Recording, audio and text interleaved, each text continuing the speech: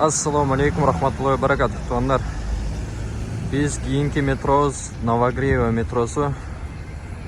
Maşallah. Kirgiziya место встречи deydi. Mınaki. Көріп алыңыздар. Новогреево метросы шындай болады екен, туандар.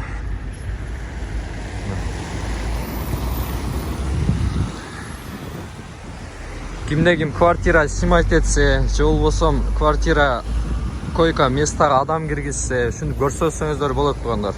YouTube'da башкаларга бөлүшүп коюңуздар, тугандыктарга. Анан комментарийге өзүңүздөрдүн рекламаңыздар жарыяласаңыздар болот. Мынакей. Новогреево метросу.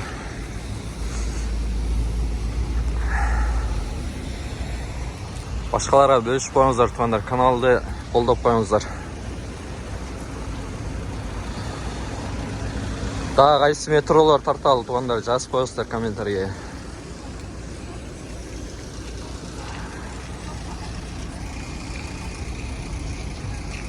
Азыр январда суук болуп атат, 20 градус суук.